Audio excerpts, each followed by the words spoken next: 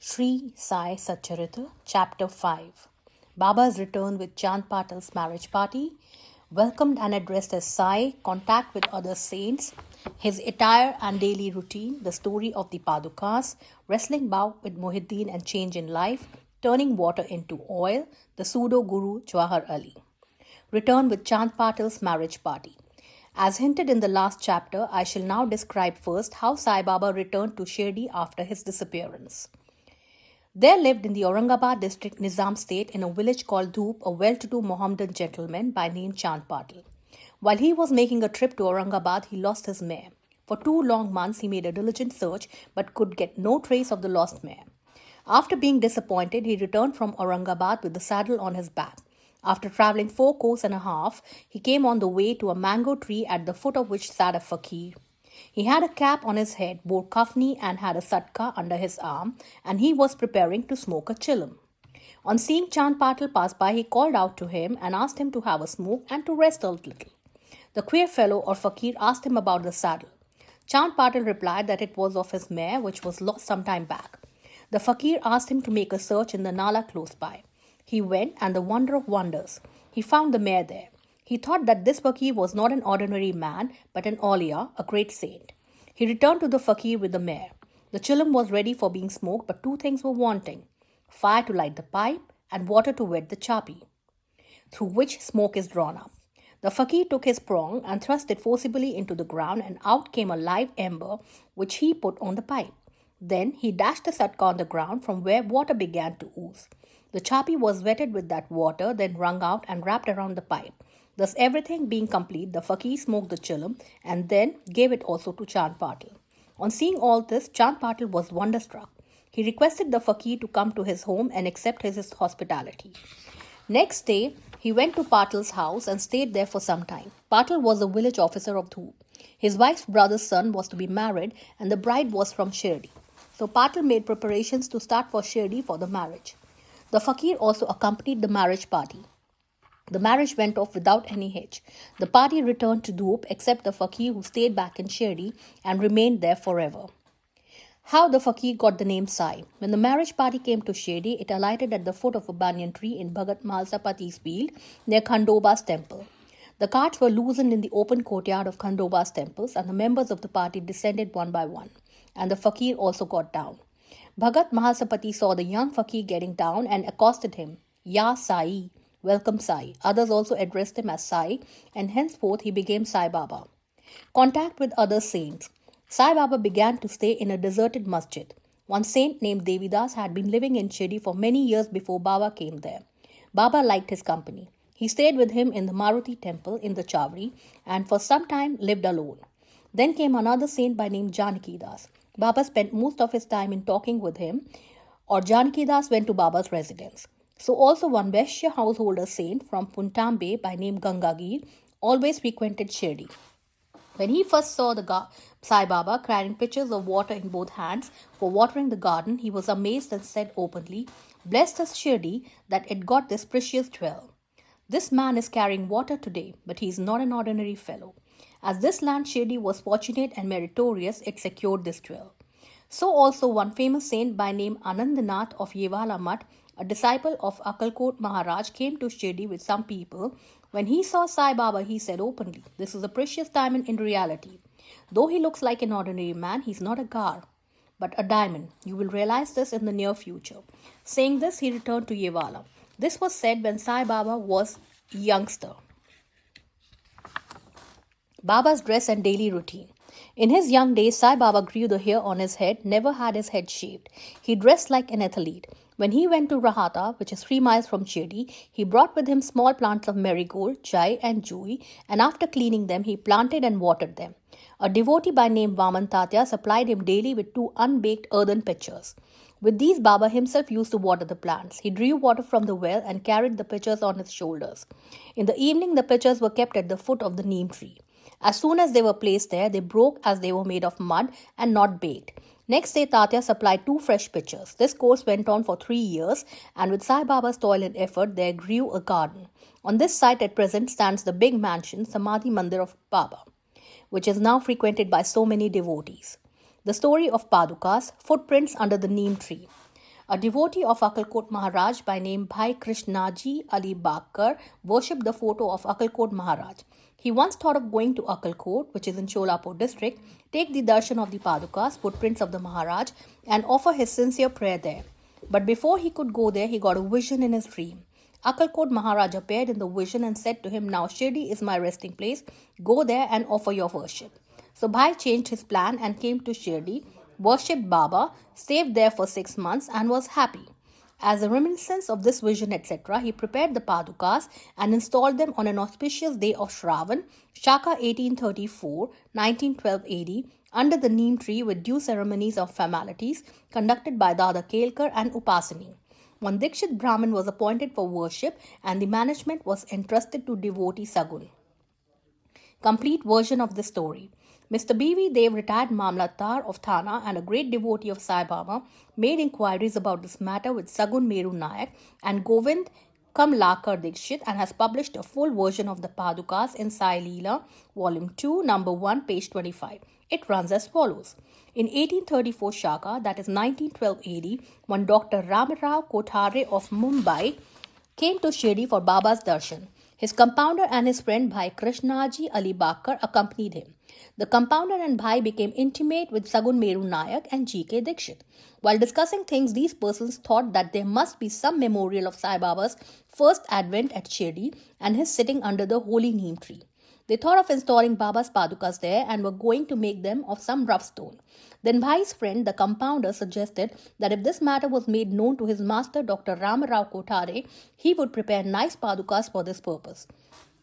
All liked this proposal and Dr. Kothare was informed of it. He came to Shirdi and drew a plan of the Padukas. He went to Pasini Maharaj in Khandoba's temple and showed him his plan. The latter made many improvements, drew lotus, flowers, conch, dust, mace, etc.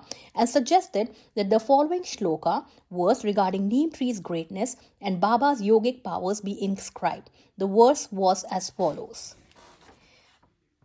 Sada nimba vikshasya muladi swa sudhastri vinam tikt Mapya Priyamtam Tarum Kalpavrikshadhikam Sadhyantam Namameshwaram Sadgurum Sainatham. I repeat, Sada Nimba Vrikshasya Mooladhi Vasat Sudhastravinam Tiktam Pya Priyamtam Tarum Kalpavrikshadhikam Sadhyantam Namameshwaram Sadgurum Sainatham. Upasani's suggestions were accepted and carried out. The Padukas were made in Mumbai and sent to Shirdi with the compounder. Baba said that they should be installed on the Purnima, 15th of Shravan. On that day at 11 a.m., G.K. Dikshit brought them on his head from Khandoba's temple to Dwarkamai in a procession. Baba touched the Padukas saying that these are the feet of the Lord and asked people to install them at foot of the neem tree. A day earlier, a Parsi devotee of Mumbai named Pasta Shade sent rupees 25 by money order. Baba gave this sum for the installation of the Padukas. The total expense of installation came up to rupees 100, out of which rupees 75 were collected by subscriptions. For the first 5 years, G.K. Dikshit worshipped the Padukas daily, and then this was done by Lakshman Khacheshwar Jakhari. In the first 5 years, Dr. Kothare sent rupees 2 per month for lighting the lamp, and he also sent the railing round the Padukas. The expense of bringing the railing from the station to Shirdi, rupees 780, presently rupees 7,550, and roofing was paid by Sagun Meru Nayak. Now, Jakhari Nana Pujari does the worship and Sagun Meru Nayak offers the Naivedyam and lights the lamp in evening. Bhai Krishnaji was originally a devotee of Akkalkot Maharaj. He had come to Shirdi at the installation of the Padukas in Shaka 1834 on his way to Akkalkot.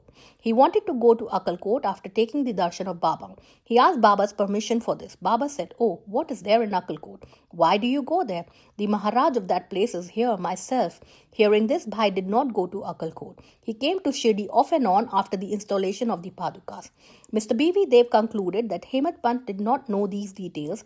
Had he known them, he would not have failed to depict them in his Satcharitra. Wrestling bout with Mohiuddin Tamboli and change in lifestyle. To return to the other stories of Baba, there was a wrestler in Shirdi by name Mohiuddin Tamboli. Baba and he did not agree on some points and both had a fight. In this, Baba was defeated. Thenceforth, Baba changed his dress and mode of living. He donned kafni, wore a langot waistband, and covered his head with a piece of cloth. He took a piece of sackcloth for his bed and was content with wearing torn and worn out rags. He always said that poverty is better than kingship, far better than lordship. The Lord is always brother, befriender of the poor. Gangagir was also very fond of wrestling.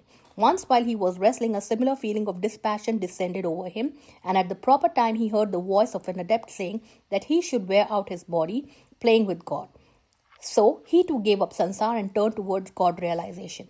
He established a mutt on the banks of the river near Puntambe and lived there with his disciples. Sai Baba did not mix and speak with the people. He only gave answers when he was questioned. By day, he always sat under the neem tree, sometimes in the shade of a babool tree near the stream on the outskirts of the village. In the afternoon, he used to walk at random and go at times to Neem Gaon. There, he frequented the house of Bala Sahib Dengle. Baba loved Mr. Bala Sahib. His younger brother, named Nana Sahib, had no son, though he married a second wife. Bala Sahib sent Nana Sahib for taking darshan of Sai Baba, and after some time, with his grace, Nana Sahib got a son. From that time onwards, people began to come in large numbers to see Sai Baba, and his fame began to spread and reached Ahmednagar. From thence, Nana Sahib Chandorkar and Keshav Chidampar and many others began to come to Shri. Baba was surrounded by his devotees during day and slept at night in an old and dilapidated masjid. Baba's paraphernalia at that time consisted of a chilim, tobacco, a tumbrel, a tin pot, long kafni, a piece of cloth around his head, and a satka, short stick, which he always kept with him. The piece of white cloth on the head was twisted like matted hair and flowed down from the left ear on the back. This was not washed for weeks. He wore no shoes, no sandals. A piece of sackcloth was his seat for the most of the day. He wore a cowpin, waistcloth band, and for warding off cold, he always sat in front of a dhuni, a sacred fire facing south, with his left hand resting on the wooden railing. In that dhuni, he offered an oblation of egoism, desires, and always uttered Allah Malik. God is the sole owner. The masjid in which he sat was only of 2-room dimensions, where all devotees came and saw him.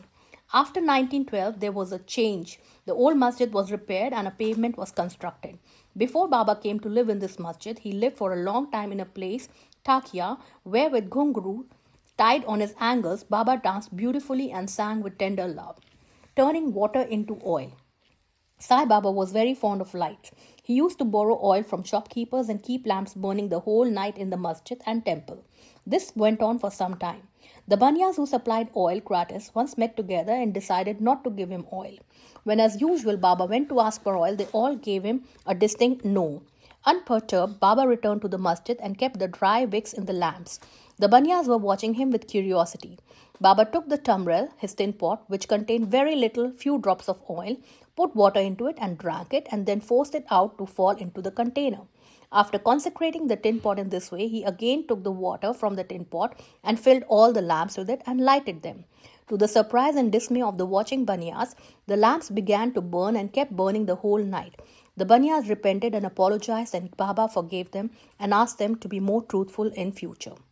The pseudo-guru Jawahar Ali. 5 years after the wrestling bout above mentioned, one fakir from Ahmednagar by name Jawahar Ali came to Rahata with his disciples and stayed in Bakhal, spacious room near Veerbhadra temple. The fakir was learned, could repeat the whole Quran, and had a sweet tongue. Many religious and devout people of the village came to him and began to respect him. With the help of the people, he started to build an Eidgah, a walled enclosure in which Mohammedans pray on Eid day near the Veerbhadra temple. There was some quarrel about this affair, on account of which Jawahar Ali had to leave Rahata. Then he came to Shirdi and lived in the masjid with Baba. People were captured by his sweet talk and he began to call Baba his disciple. Baba did not object and consented to be his chela, his disciple. Then both Guru and Chela decided to return to Rahata and live there. The Guru, teacher, never knew his disciple's worth, but the disciple knew the shortcomings of the Guru. Still, he never disrespected him, observing carefully his duties. He even served the master in various ways. They used to come to Shirdi off and on, but their mainstay was in Rahata. The loving devotees of Baba and Shirdi did not like that Baba should stay away from them in Rahata, so they went in a deputation to bring Baba back to Shirdi. When they met Baba near the Eidgah and told the purpose for which they came, Baba said to them that the fakir was an angry, ill-tempered fellow. He would not leave him and that they should better go back to Shirdi without him before the fakir returned. While they were thus talking, the fakir turned up and was very angry with them for trying to take away his disciple. There was some hot discussion and altercation, and it was finally decided that both the Guru and Chela should return to Shri, and so they returned and lived in Shri. But after a few days, the Guru was tested by Devidas and he was found wanting. 12 years before Baba arrived in Shri with the marriage party, this Devidas, aged about 10 or 11 years, came to Shri and lived in the Maruti temple. Devidas had fine features and brilliant eyes, and he was this passion incarnate and a dhyani. Many people named Tatya Kote, Kashinath and others regarded him as their Guru. They brought Jawahar Ali in his presence, and in the discussion that followed, Jawahar was worsted and fled from Shri. He went and stayed in Bijapur and returned after many years to Shri and prostrated himself before Sai Baba. The delusion that he was Guru and Sai Baba his Chela was cleared away, and as he repented, Sai Baba treated him with respect. In this case, Sai Baba showed by his conduct how one should get rid of egoism and do the duties of a disciple to attain the highest end, that is self-realization. This story is told here according to the version given by Mahalsapati, a great devotee of Baba. In the next chapter, Ram Navami festival, the masjid, its former condition and later improvement in it will be described. Bow to Shri Sai. Peace be to all.